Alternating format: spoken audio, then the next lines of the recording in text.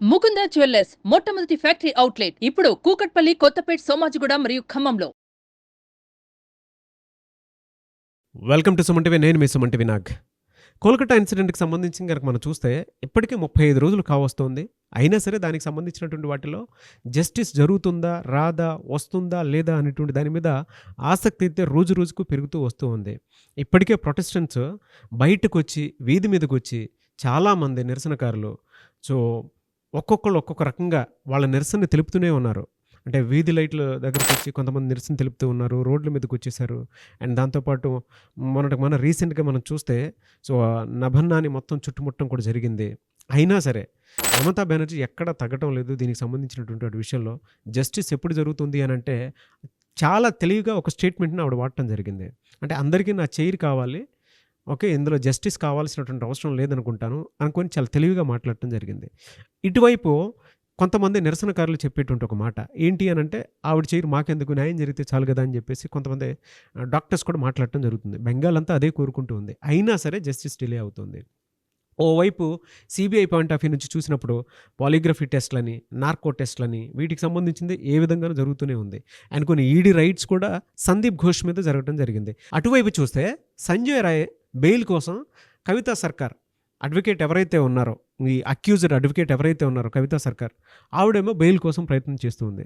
ఈ కేసుకి ఏ విధంగా ఉండే అవకాశం ఉంది, ఇది ఏ విధంగా ముందుకెళ్ళే అవకాశం ఉంది, న్యాయం వస్తుందా రాదా, లీగల్లీ కనుక మనం చూసుకుంటే, అంటే లీగల్ పాయింట్ ఆఫ్ వ్యూలో నుంచి చూసేటప్పుడు ఎందుకు జస్టిస్ అనేది డిలే అవుతూ వస్తుంది అనేది ఈరోజు మనతో పాటు హైకోర్టు అడ్వకేట్ రవీంద్రనాథ్ గారు ఉన్నారు. అది వారి మాటలో అడిగి తెలుసుకుందాం. Hello sir. హాయ్ అండి నాగరాజు గారు. సార్, ఇప్పటికీ 35 రోజులు కావస్తుందండి. నిరసన రెగ్యులర్గా జరుగుతూనే ఉంది. దీని మీద రాష్ట్రపతి స్పందించడం జరిగింది, గవర్నర్ స్పందించడం జరిగింది. దాంతోపాటు వాళ్ళ మీడియా సంస్థలు గగ్గులు పెడుతున్నాయి దీనికి సంబంధించి. ఎలా అనంటే న్యాయం చేయండి, న్యాయం చేయండి, న్యాయం చేయండి అని చెప్పేసి. కానీ మమతా బెనర్జీ మాత్రం స్టేట్మెంట్ మీద స్టేట్మెంట్ మారుస్తూ, దాంతోపాటు అంటే మన కాళ్ళబేరానికి వెళ్ళి కూడా ఇంకొక పాజిటివ్ స్టేట్మెంట్ తనకు అనుకూలంగా మార్చుకోవటం, సింపతి కోసం అని చెప్పేసి మార్చుకోవటం జరిగింది. అసలు దీనికి న్యాయం ఎప్పుడు, ఎక్కడ, ఏ విధంగా ఉండే అవకాశం ఉంటుందంటారు? అంటే లీగల్ పాయింట్ ఆఫ్ వ్యూ నుంచి చూసేటప్పుడు as a advocate, being advocate, మీరు ఏం చెప్తారు దీనికి? నాగరాజు గారు, ప్రత్యేకంగా ఈ Kolkata rape and murder case సంబంధించి రకరకాల కోణాలుగా నేను చూడాల్సిన అవసరం వస్తుందండి. ఒకటి రాజకీయ కోణం. మమతా బెనర్జీ గారికి అక్కడ ఎవరైతే నిరసన తెలుపుతుంటే ప్రొటెస్టర్స్ మధ్య జరుగుతుంటే ఒక రకమైన కాన్స్పిరసీ, ఒక రకమైన ఇష్యూ. రెండవది న్యాయస్థానాల్లో ఉన్నటువంటి ఈ కేసుకు సంబంధించి. మూడో కోణం ఏంటంటే, ఎవరైతే మనం ఎక్స్ ప్రిన్సిపల్ అని చెప్పామో సందీప్ ఘోష్ మీద ఉన్నటువంటి ఫినాన్షియల్ ఇర్రెగ్యులారిటీస్ కావచ్చు, ఈడీ రైట్స్ కావచ్చు, అది వేరే ఇష్యూస్. సో 3 రకాల కోణాల్లో ఇష్యూ జరుగుతుంది. ఇప్పుడు ఏమైంది, ఏదైతే సంఘటన జరిగిందో ఆగస్టు 9న, ఏదైతే మార్నింగ్ 9:30కి అమ్మాయి ఎవరైతే విక్టిమ్ అంటా మనం అభయ అనే అమ్మాయి జరిగిన దాడి మీద సంబంధించి న్యాయస్థానాల్లో విషయం ఉంది. ఇక్కడ న్యాయస్థానాలు ఏం చెప్తున్నాయి అన్న దాని మీద మొత్తం ఆధారపడి ఉంటుంది. ఈ విషయం తెలియక చాలామంది కన్ఫ్యూజ్ అయిపోతున్నారు. తొందరగా రావాలి జడ్జిమెంట్, తొందరగా వస్తే బాగుంటుంది, ఆ అమ్మాయికి న్యాయం చేసిన వాళ్ళం అవుతామని. సాధారణంగా మనం అలా కోరుకోవడం సహజమే. కానీ మన న్యాయస్థానాలకు కొన్ని విధి విధానాలు ఏర్పాటు చేయబడి ఉన్నాయి ఆల్రెడీ మన కోర్టులు. ఇందులో ఆగస్టు 14వ తారీఖు నాటికి ఈ సిబిఐ వాళ్ళకి హ్యాండ్ ఓవర్ చేయడం జరిగింది. సిబిఐ అనేది ఒక ప్రత్యేక దర్యాప్తు సంస్థ. ఎందుకంటే లోకల్ పోలీసుల యొక్క దర్యాప్తు సంస్థల మీద నమ్మకం లేక హైకోర్టు ఏం చేశారు, సిబిఐకి ఈ యొక్క కేసును ఫార్వర్డ్ చేయడం జరిగింది. 9వ తారీఖు జరిగింది. 9 నుంచి 9, 10, 11 2-3 రోజుల పాటు కూడా ఇక్కడ వీళ్ళ చేతుల్లో ఉంది కేసు. దీన్ని 14వ తారీఖు నాడు సిబిఐకి హ్యాండ్ ఓవర్ చేయడం జరిగింది. సిబిఐ వాళ్ళు దర్యాప్తు ఎప్పుడు తీసుకున్నారు, 5 రోజుల తర్వాత దీని యొక్క కేసుని హ్యాండ్ ఓవర్ చేసుకున్నారు. సిబిఐ అనేది పూర్తిగా ఒక సమగ్రమైనటువంటి నివేదిక ఇవ్వాలి. చాలామంది కోరుతుంది ఏంటంటే, ఒక ఛార్జ్షీట్ ఇప్పటిదాకా ఫైల్ చేయలేదు అని. మీరు చెప్పేదాన్ని టెక్నికల్గా మాట్లాడాలంటే, ఇప్పటిదాకా ఎక్యూజ్డ్ మీద ఒక ఛార్జ్షీట్ కూడా ఫైల్ చేయలేదు. ఎవరైతే ప్రధాన నిందితుడు అనుకున్నామో అతను తీసుకెళ్లి కస్టడీలో తీసుకున్నారు, పోలీస్ కస్టడీ అయిపోయింది, జ్యుడిషియల్ కస్టడీలో ఉన్నాడు, ఆయన మీద ఇంట్రాగేషన్స్, ఇన్వెస్టిగేషన్స్ జరుగుతున్నాయి. ఇది ఒక కోణం. అయితే దర్యాప్తు సంస్థ సిబిఐ ఇప్పటిదాకా ఛార్జ్షీట్ ఎందుకు ఫైల్ చేయలేదు, దీని మీద చాలా ప్రెషర్ స్టార్ట్ అయింది సిబిఐ అనేటువంటి వ్యవస్థ మీద. ఇక్కడ సిబిఐకి ఉన్నటువంటి ఇక్కడ 2 రకాలుగా ఉంటాయి. సిబిఐ చేసే కేసెస్ హినియస్ అఫెన్సెస్ అంటారు, రెండోది నాన్ హినియస్ అఫెన్సెస్ అంటారు. అంటే హినియస్ అంటే అతి తీవ్రమైన నేరాలు, సాధారణ నేరాలుగా 2 రకాలుగా పరిగణిస్తారు వాళ్ళకు వచ్చినటువంటి కేసులను, వాళ్ళ దగ్గర వచ్చినటువంటి ఇష్యూస్ని.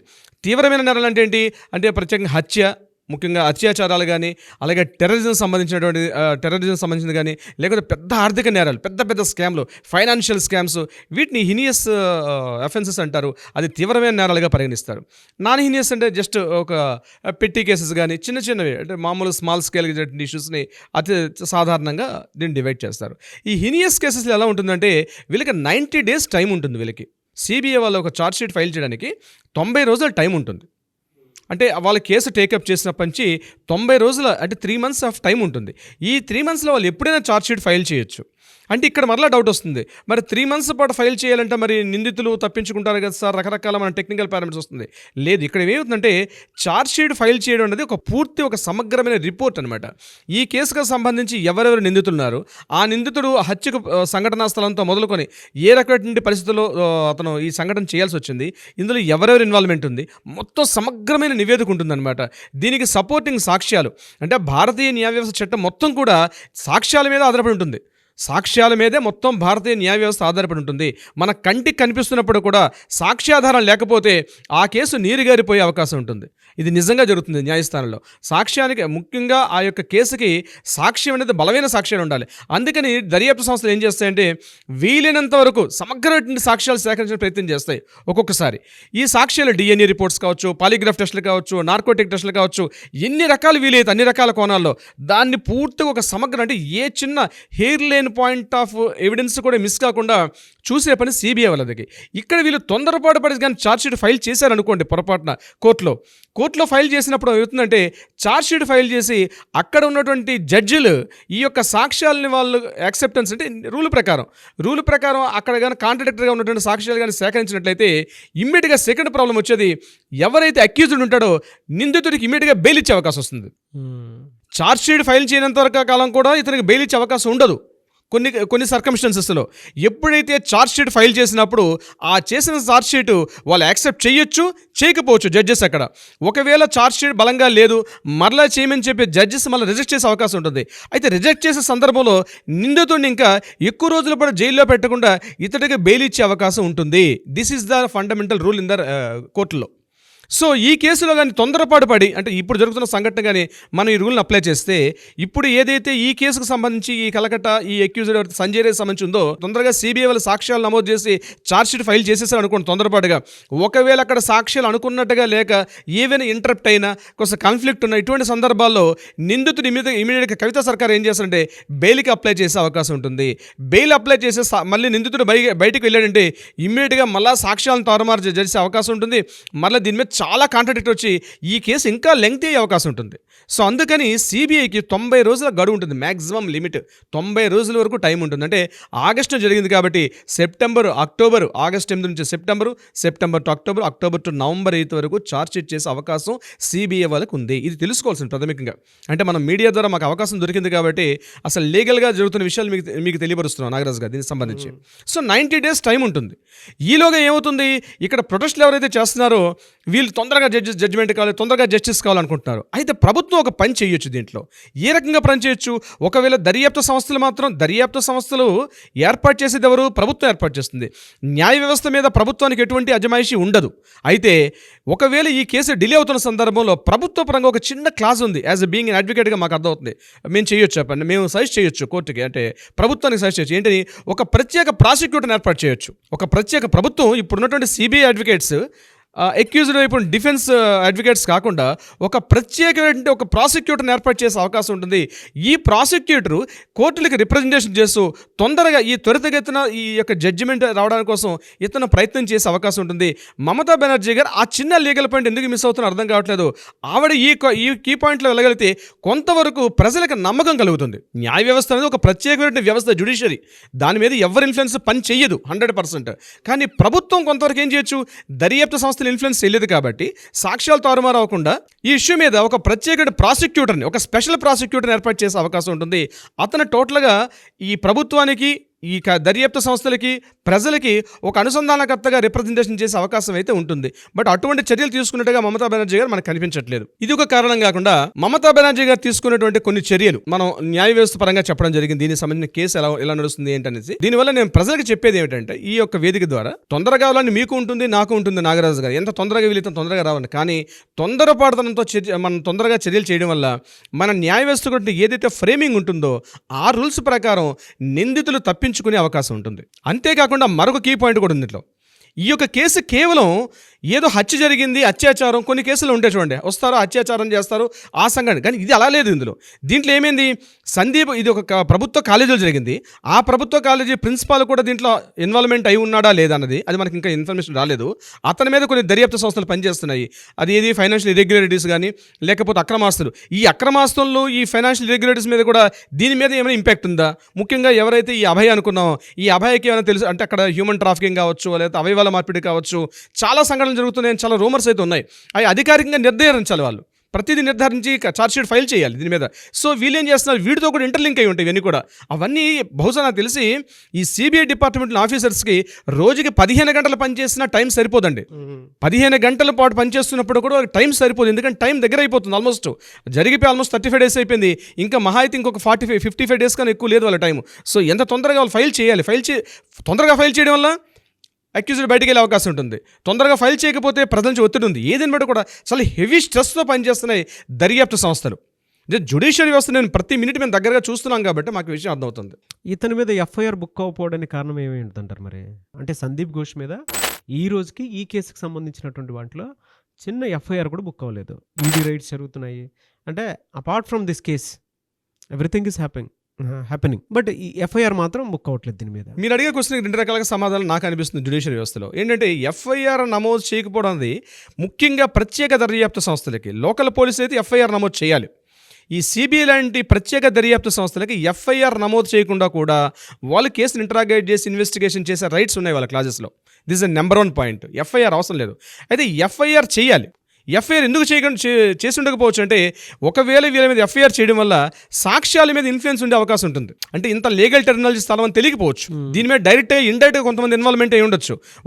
ఒకవేళ ఎఫ్ఐఆర్ నమోదు చేయడం వల్ల దీనికి సంబంధించిన కొంతమంది వ్యక్తులు ఇన్ఫ్లుయెన్స్ చేసి వాళ్ళు తప్పించుకునే అవకాశం ఉండే అవకాశం కూడా ఉండొచ్చు. నేను పూర్తిగా ఒక న్యాయ వ్యవస్థగా మాట్లాడుతున్నాను ఇక్కడ. నేను మీతో మాట్లాడేది కామన్ మ్యాన్గా మాట్లాడలేదు. బీయింగ్ అడ్వకేట్గా లీగల్ ప్రొసీడింగ్స్ మాట్లాడుతున్నాను. సో వాళ్ళు తప్పించుకునే అవకాశం ఉంది కాబట్టి ఆల్రెడీ కస్టడీలో తీసుకున్నారు. పోలీస్ ఇంటరాగేషన్లు అవుతున్నాయి, సిబిఐ ఇంటరాగేషన్స్ అవుతున్నాయి, at the same time judicial custody అవుతుంది. ఎఫ్ఐఆర్ అనేది ప్రధానంగా కీలకమే. కానప్పుడు కూడా ఈ దర్యాప్తు సంస్థలకి అది లేకుండా కూడా దర్యాప్తు చేసే ప్రత్యేక అధికారం ఉంది కాబట్టి ఈ కేసుకు బహుశా చేసి ఉండకపోయిండొచ్చు.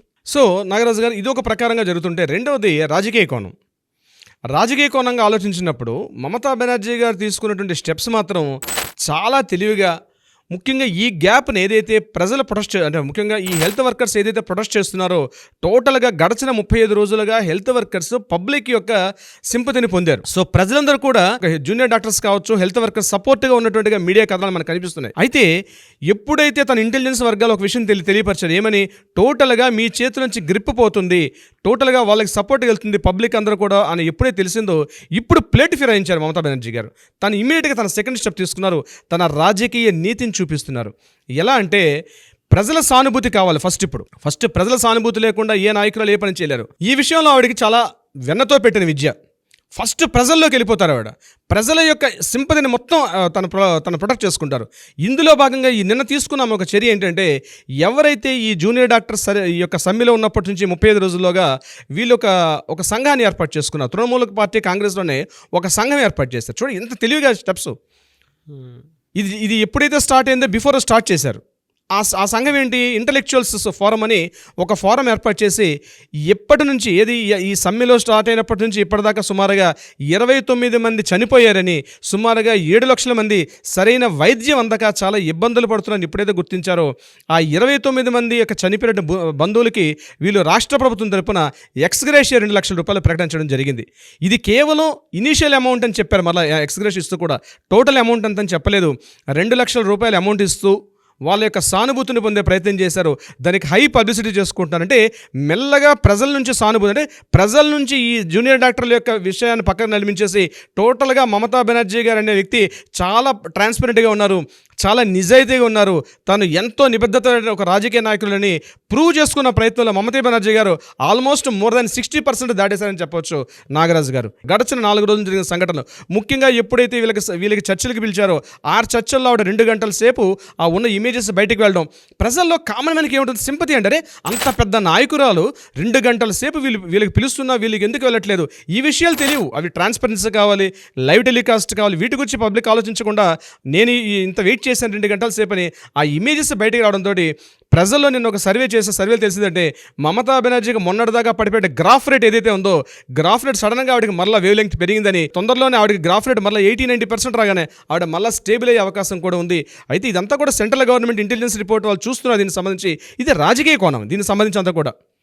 అయితే దీనికి సంబంధించి దుర్గా పూజ కూడా, దుర్గా నవరాత్రులు కూడా దగ్గరగా వస్తున్నాయి కాబట్టి దీనికి సంబంధించి వీళ్ళందరినీ కూడా ఇవి కాదు మనం దుర్గా నవరాత్రులు అందరూ పార్టిసిపేట్ చేయండి. ఎందుకంటే వెస్ట్ బెంగాల్ ప్రాంతంలో దుర్గా నవరాత్రులు అంతే రాష్ట్ర వ్యాప్తంగా సంవత్సరంలో మొత్తం కూడా ఈ యొక్క నవరాత్రుల కోసం వాళ్ళు చూస్తుంటారు. చాలా అద్భుతంగా కొన్ని కోట్ల రూపాయలు ఖర్చు పెడతారు. రాష్ట్ర ప్రభుత్వం నుంచి కూడా ప్రతి ఏడాది ప్రతి పెండల్ అంటే ఒక సంఘానికి 85,000 రూపాయలు వాళ్ళకి చెల్లిస్తూ ఉంటారు. ప్రతి చిన్న కమిటీస్కి. ఇప్పుడు మనకి ఎలా అయితే హైదరాబాద్లో గణేష్ కమిటీలు ఎలా ఉంటాయో, ప్రధాన గణేష్ ఉత్సవ కమిటీ కాకుండా ఎక్కడెక్కడైతే పెండల్స్ గడిచిన కొన్ని 56 సంవత్సరాలు చేస్తారో రాష్ట్ర ప్రభుత్వం కొంత అమౌంట్స్ ఇస్తుంటుంది. అదేవిధంగా వెస్ట్ బెంగాల్లో ప్రతి పెండెంట్కి అంటే ప్రతి పెండల్ అంటే చిన్న సమూహాలు వాళ్ళకి 85,000 రూపాయలు అమౌంట్ ఇస్తూ వస్తుంది.